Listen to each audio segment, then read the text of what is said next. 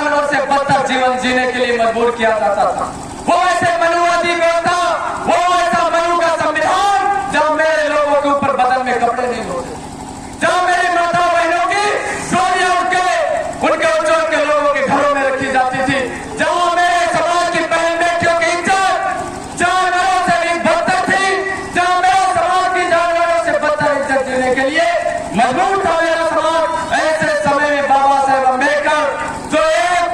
शिक्षा के तहत संविधान बचाने की लड़ाई लड़ रहे थे, वो संविधान बचाने की बनाने की जिम्मेदारी कोई नहीं था साथियों, बाबा साहेब अम्बेडकर और दलित मुस्लिम वर्ग के लोगों ने बना के तैयार किया। और जिस दिन संविधान बनकर तैयार हुआ,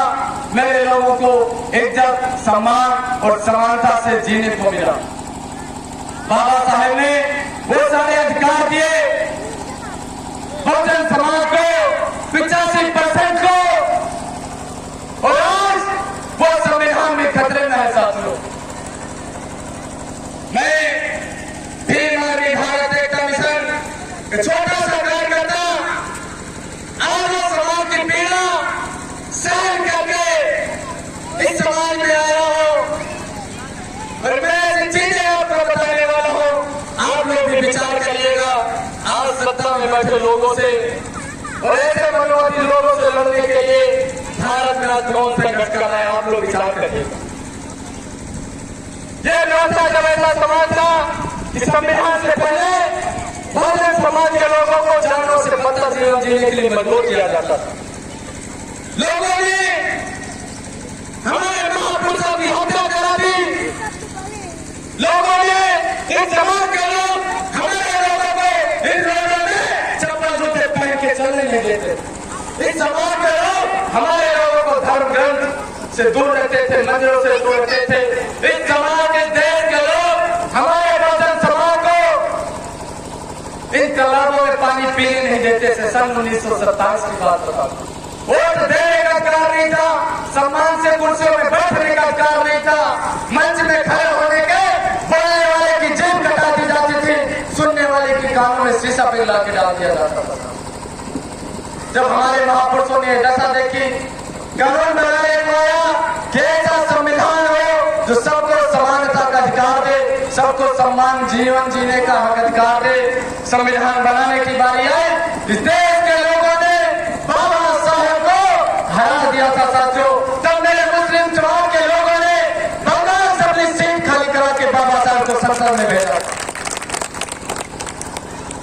और इस देश में ऐसी व्यवस्था क्या मेरे लोगों को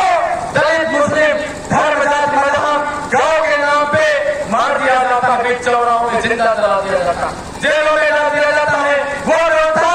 क्या अगर भीम आर्मी न होती साथियों, चाहे वो हाथरस का कांड हो, चाहे वो अलीगढ़ का कांड हो, चाहे वो मथुरा का कांड हो, 19 दिन के अंदर 3 बहन बेटियों की बलात्कार करके हत्या, जहां बिहार में मुस्लिम समाज की लड़की को जिंदा जला दिया लोगों ने,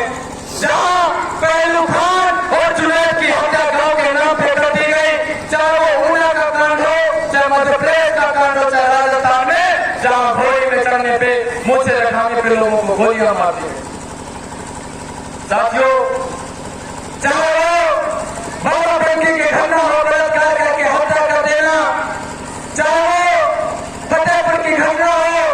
चाहे वो मिर्जापुर की घटना हो, चाहे कानपुर देहात की घटना हो जहां बहन का बलात्कार करके हत्या हुए, चाहे वो बुलंदशहर में मुस्लिम समाज की लड़की को जिंदा जला देना, चाहे वो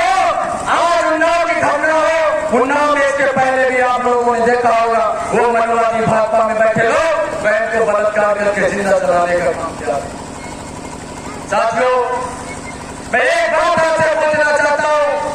क्या अगर भारत